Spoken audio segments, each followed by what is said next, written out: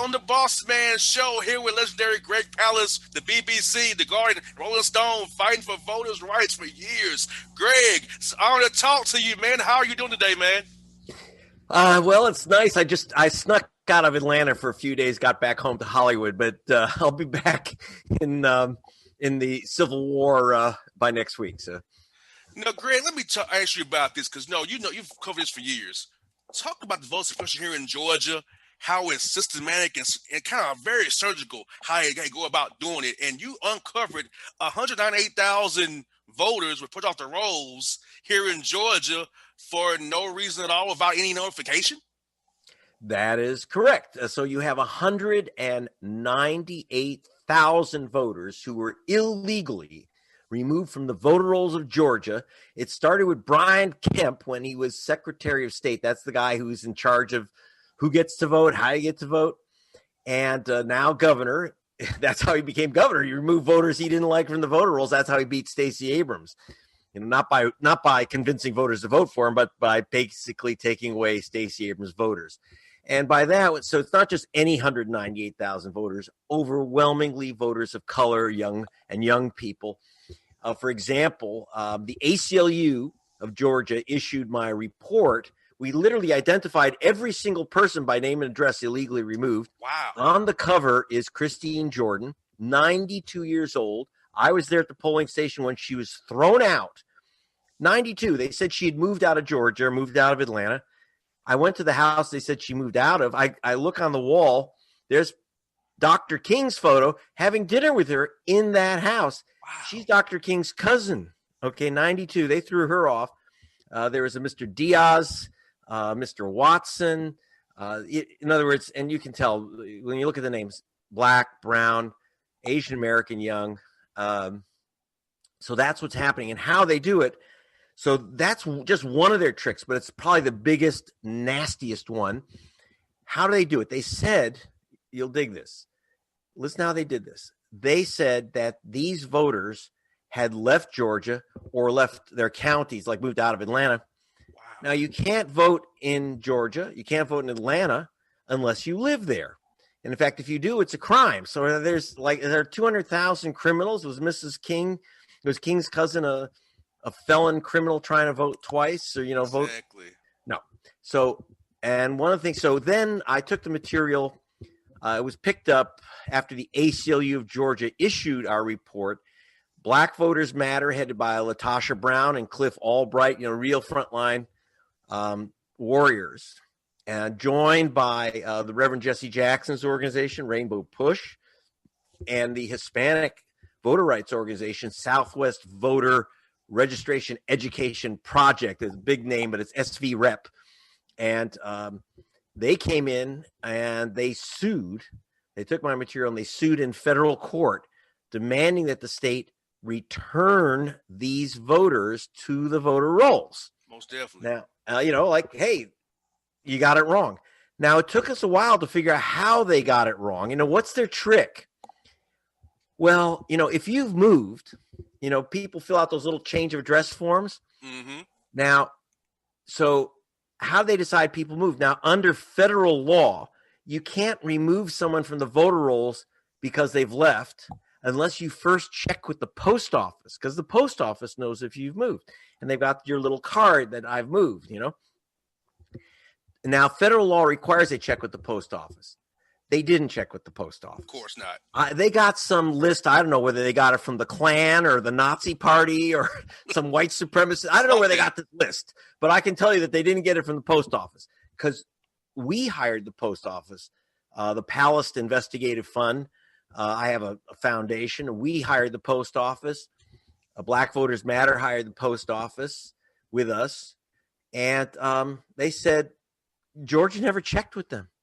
We checked with them. These people were none of them had moved. By the way, you don't have to re-register if you just move in your neighborhood in your county. If you're in Macon and you stay in Macon, you don't lose your vote because you've moved down the street. So these people hadn't moved out of their counties. So we filed a federal suit, including great people like Professor Barbara Arnwine, who's probably the greatest voting rights attorney in America. She's a Columbia University law professor and runs a transformative Justice Coalition. So we sued. We had, you know who else we had? Fred Gray was one of the lawyers. Now, Fred Gray, if you don't know your history, he was the lawyer who defended Rosa Parks in Montgomery and was Martin Luther King's first lawyer. And so you say he's pretty old. In fact, we had a quick trial on an injunction to try to get these people back on right away. He turned 90 during the trial. Yes. He's like a fighter. Most definitely. And, as I say, what have you been doing today? That guy's 90 and he's filing a suit, right? And he has tremendous energy. And but we ran into a problem, which is the judge said that we didn't give them enough legal notice to get these people back on in time for the election. We're going to have a trial, but if they get back on the voter rolls in June, it won't matter for January 5th. It won't matter for January 5th. So we asked for an injunction. He said, well, you have to give them more notice. So Latasha Brown and the lawyers said, okay, we'll give them more. We sued again on Friday, gave them more notice saying, okay, here's now. So then what we did was we had a press conference. You'll dig this. We had a press conference in front of the Capitol building. You got the Confederate Golden Dome, as I call it. Yeah, it's like, and so it's like you go with this, and you go. So we had CNN and NBC and all these outlets in Georgia, and so the lawyers is like a group of like 6 top attorneys, Latasha Brown and Black Voters Matter. I'm there, and we march up the Capitol steps to give the lawsuit to the Secretary of State, the guy who took Kemp's place. His name is Raffens Perger. Believe it or not, it really is called all Perger. Names. And so we go up, and we've announced it because we put in the press. We actually called them and said, we're coming. We got to serve you the papers. We get up to the top, goes past the governor's office. There's the governor's office. And the Secretary of State's office is closed. Lights out, doors locked. This is a state office, right? This is like back from like the 1950s, with the sit-ins and stuff. So they closed the office, and which I don't think is even legal. And you can't lock doors on the public during office hours.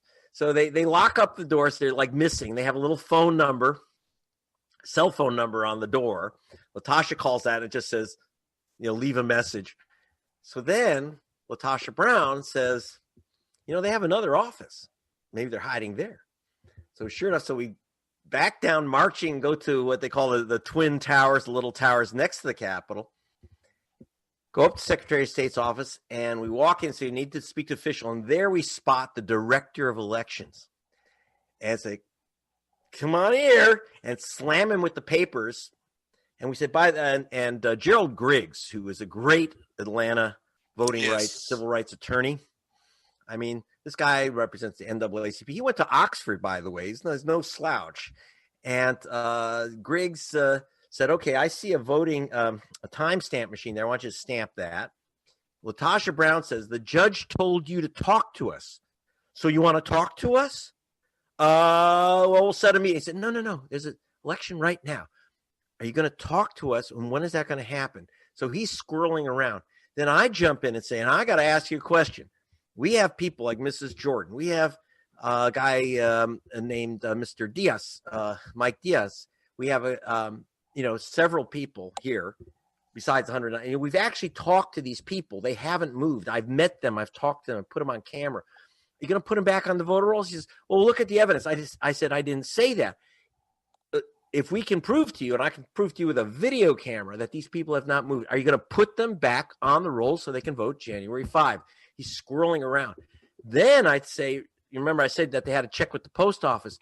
He basically lied to the court and said that he wasn't sure, but he's quite confident that they had checked with the post office. No, they didn't. He knew it. He knew they didn't check with the post office. They didn't know that, you can't do that. So he violated federal law. So I said, why'd you lie to the court? Why'd you lie? I mean, you go to jail for that stuff. That is assuming we now have a new, in another month, we might have a new Justice Department, we hope, unless Trump just, he's saying he's not leaving. I mean, I'm laughing, but I might not, next month I might not be laughing if they really do declare martial law. Yeah, we gotta be careful on January 20 for sure. Yeah, I mean, he said he's not leaving, and his Mike Flynn. Thank God that guy went to prison, because you realize he was supposed to be our national security chief, and we'd have martial law right now if he were in charge, if he were still there. So we don't know, but assuming we'll have a new Justice Department. And, we'll see what happens. But I can't wait for January 20. We got a January 5 election. Most definitely. So, one thing, can I make an appeal to people, not just to vote? First of all, vote early. Don't wait for January 5. The lines are going to be 5 hours, okay? There is early voting just about every day, not Christmas, obviously. And you're supposed to be allowed to vote on the weekends, but this weekend, but a lot of counties in Georgia are violating the law, not allowing people to vote. But if you can't, check out your early voting. You have to, you'll have to wait in line depending on where you go, from a half hour to 2 hours. But, it's kind of fun. People are in a good mood. I know that Papa John's was passing out pizza. Ben & Jerry's was passing out ice cream at most of these places. So it's a good feeling. But the other thing is that if you're gonna don't mail in your vote. If you have a mail-in ballot, it's too late to mail in. Dropbox. Don't do it. You put it in the Dropbox. But now I want to warn you: 2 of the 3 people I watched about to put their ballot in the Dropbox, 2 of them did not put on their return address. Now I know you're thinking, well, I'm not mailing a letter; it's right here. If you fail to put on your return address, they can cancel your vote. The other thing is, make sure you sign it. It says elector must sign. You're the elector. I know most people think, well, why do they call it elector? You think it's like an official, like an election official. No. You, the voter, are the elector. You must sign it. So where it says elector must sign, that's you. Yes. So don't screw up your ballot if you're going to stick it in the box. If you're not sure, wait in line and redo it. And then what you do, if you already have a mail-in ballot in your hand and you're not sure, wait in line, go to the poll, and you hand them the mail-in ballot, and then they give you a regular ballot, and you go in and vote. Most definitely. And by the way, they're very important, and obviously the United States, and by the way, if you don't know it now, see these fingers? You get 2 votes for the United States Senate, not 1. If you want to vote for Warnock and Ossoff, you can do that. You can vote for the Republicans, too, if you want, but you get 2 votes. So there's 2 Senate races. You can vote for 2, because I know some people think, oh, I have to choose between Warnock and Ossoff. No, you don't. 2. You can vote for both of them. And if you want to vote, it's up to you. I'm for voting. If you want to vote for the Republicans, that's okay too for me. I'm just saying, let's face it. They don't want you, if you're a young person or a voter of color, they don't want you to vote. Okay. So therefore you vote because they don't want you to. Now, there's also a second race on the ballot, and I'd like people to think about this. It's called Public Service Commission. Mm-hmm. And Democrats and Republicans are running. There's a Republican named Bubba. I kid you not. Like, this is like, yeah. So there's Bubba, and then there's the Democrat. There's a lot at stake here. The Public Service Commission sets your electric rates. Whether you get shafted on your electric bill or whether you get a fair electric bill. And Stacey Abrams made a big point that they're trying to they're building this crazy nuclear plant called the Vogtle nuclear plant. Mm-hmm. And now Stacey Abrams has said it's not a question of whether it's safe or not safe. It'll probably never be finished anyway, so don't worry about it being unsafe, because they'll never finish it. But it's costing billions. Yes. And so the GOP thinks you ought to pay this. Now, understand, basically every family in Georgia is going to have to, if they go through with this, you're going to have to pay at least $1,000 a family on your electric bill. So, if you want that nuclear plant and you think it's worth it, and you want to spend if you got $1,000 and you want to have a nuclear plant operating, go right ahead. But if you don't, you got to vote. You got to vote for the Ossoff Warnock public service team. It's up to you. Like I say, I'm for voting no matter who you vote for. But don't fail when you do the 2 Senate races. Then there's 2 Public Service Commission races. Please vote for every position on the ballot. So it's 2 Senate seats, 2 Public Service Commission seats. So that's really important. And I imagine in some counties there's also some county seats on the line. Now, and by the way, I know I'm just yakking on, but I'll give you good, Greg. Hey, one more story. I give my guests room. Trust me, you're good, brother. Okay. And then I was down in Cobb County on Saturday with attorney Professor Barbara Arnwine. And Cobb County had 11 early polling stations for the general election. Mm-hmm. And to everyone's shock, remember, this is Newt Gingrich territory. Biden won Cobb County. And a lot of the Republican county commissioners lost their seats. But they're still in office until January. So they voted to close 6 of the 11 voting stations in Cobb for early voting. Now, you have to understand, under Georgia law, you can't close voting stations. If they're in the general, they have to stay open for the runoff. Yes, indeed. But all 6 stations that they closed were in African-American neighborhoods. I know you're shocked. But they closed 6. They closed basically every African-American neighborhood polling station. Same in Hall County, too. Same in Hall County as well. In fact, we know there's 159 counties in Georgia. And it's really hard once you get outside of Atlanta to even find out what these characters are up to. So they closed those stations. Voting rights groups raised hell, so they reopened 2. That's still a violation of the law. Also, Georgia law says you're supposed to have weekend votings, and most counties in Georgia are not allowing the weekend early vote because they want to stop souls to the polls.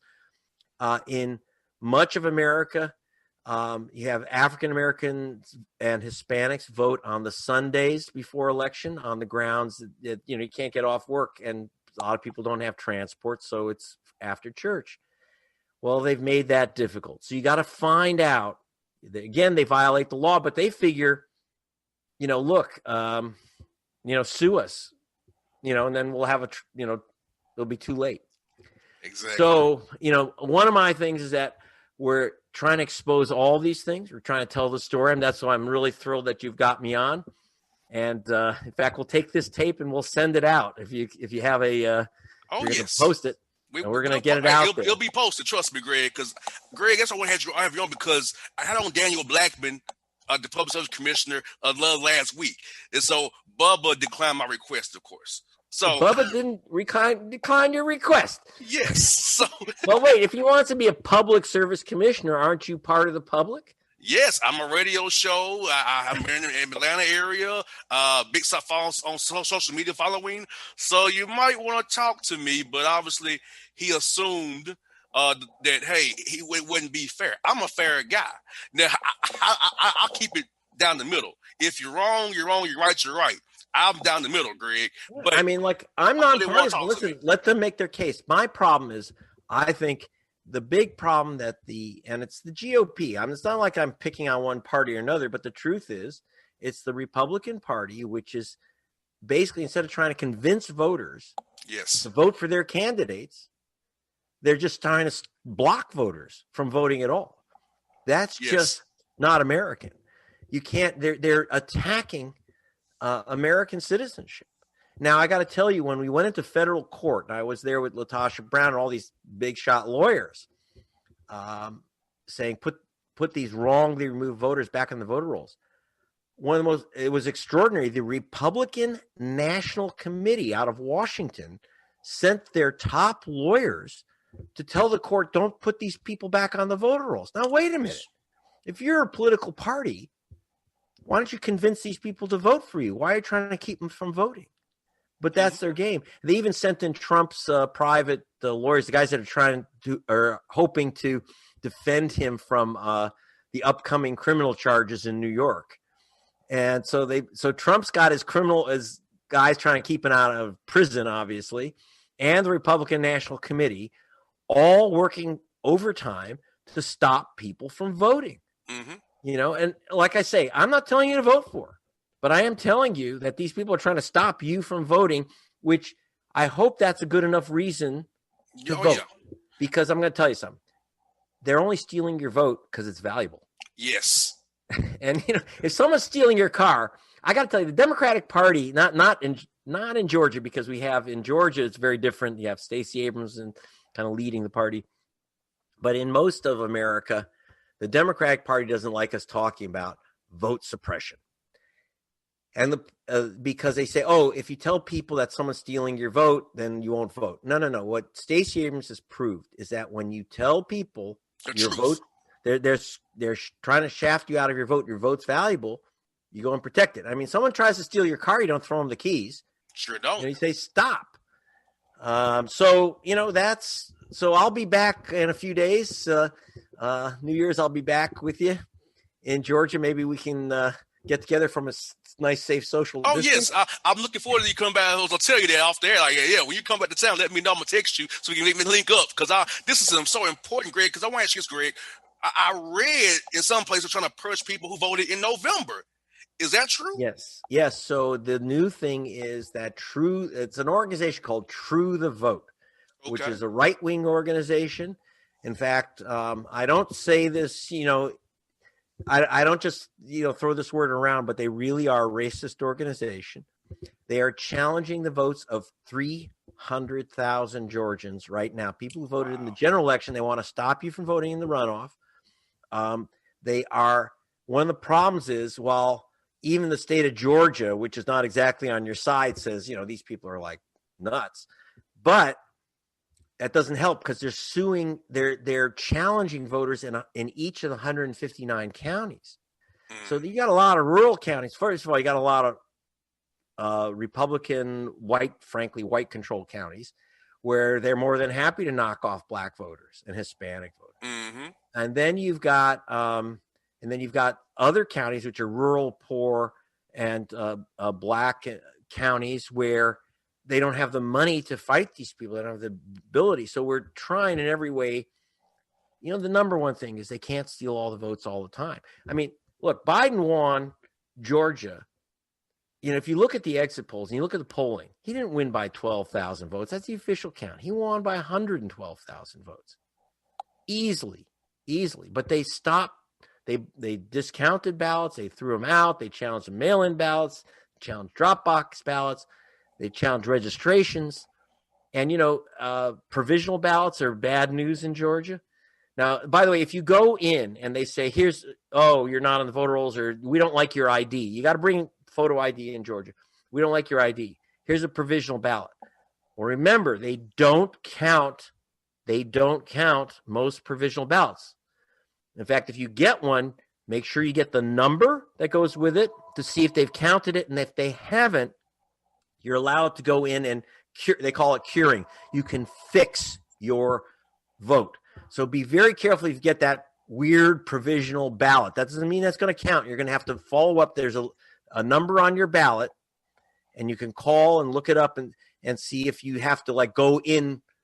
You may have to go back into a county office with a new ID or something, or like your electric bill showing that you live where you live. I mean, it's crazy.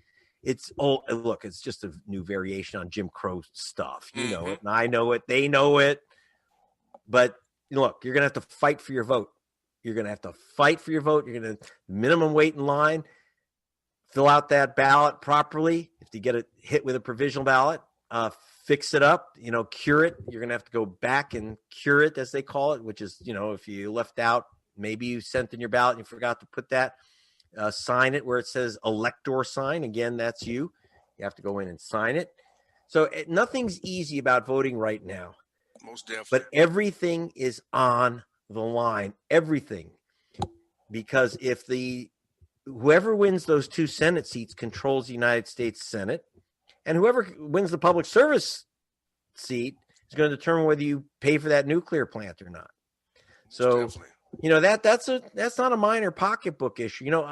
Just so before I did this work on elections, and as a journalist, I was actually an investigator for Attorneys General, Justice Department, and we went after Georgia Power. I was investigating Georgia Power about 30 years ago for racketeering, fraud and racketeering. These guys are ruthless. It's like Well, let's put it this way. As I said at the time, and they were facing an indictment by the federal government, the Justice Department recommended indicting Georgia Power as a criminal enterprise. I said, look, this is a criminal enterprise parading as a power company. Georgia Power is like, and the other thing is they control a guy named Brian Kemp. Yes, they do. Because one thing people say, where did Kemp come from? Remember, he beat Deal. Remember, he won the primary, which shocked people. So where did he get all this money? Georgia Power and Georgia Pacific. Now, Georgia Pacific, which makes all America's toilet paper, basically grinds up your pine forest and turns them into toilet paper. They're owned by the Koch brothers. Georgia Pacific is a subsidiary of Koch Industries. That's why they have that giant building. You don't need a 25-story building in Atlanta that says Georgia Pacific on it. You sure don't. To just make toilet paper. That's Koch Industries. That's the Koch brothers. So between the Koch brothers and Georgia Power, and where Kelly Loeffler, who's running for Senate. The Atlanta Dream owner. Yes, she owns the Atlanta Dream. Where'd she get her money? She's on the board of Georgia Power. So understand that the GOP is all locked up with Georgia Power and Georgia Pacific, the Koch brothers. So they're basically draining your state. These guys, it's like a smash and grab on Georgia, and they can't continue the smash and grab unless they got their people in. So Kelly Loeffler was on the board of Georgia Power. Your Secretary of State who's in charge of the vote, Raffensperger, this guy's worth a fortune. He got it because he has the cement contract for the nuclear plant. So you see how these guys are all like all intermingled together. Yeah, and doing a shakedown on your pocketbook. See, they can't remember. It's always follow the money. They can't take your money unless they take your vote, right? So that's what that's all about. So I've just been trying to expose it. I've been working in Georgia on, basically investigating in Georgia for 7 years now. I started in 2014. I was the first person to put Stacey Abrams on national television. So 14, then I worked for Rolling Stone, came back in 16, in 18 when Stacey Abrams ran. I was doing those stories then. And here I am now working with Black Voters Matter, ACLU of Georgia, and the Reverend Jesse Jackson, my old friend of 50 years, as he reminded me. We were young together. We're not so young anymore. But you're still fighting the good fight, Greg. That's the main thing. Fighting the good fight for us. Well, when I want to give up, I look at Fred Gray, just turned 90, and he's fighting. It's he's at full speed. So it's like I have no excuse, right? Most definitely. Well, Greg, I thank you for what you're doing for our state of Georgia, feel like it's so important that we know what's going on behind the scenes of Georgia, why things are the way they are here, because a lot of people ask me, why is it this way? Well, I can tell you, but I have better guests who know more than I know, like you, Greg. You can break it down for our listeners and tell them really what the real deal here is in the state of Georgia right now. Well, I got to tell you, if you want to follow what we're doing and follow the lawsuits, obviously go to blackvotersmatter.org or go to and also to gregpalast.com. That's GregPalast, Palast.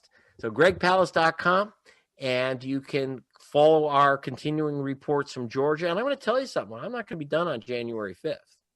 This battle ain't over by any means. It's a national battle, but it's also the reason I've been going to Georgia for 7 years investigating is Georgia's always been ground zero of the battle over Jim Crow voting tactics.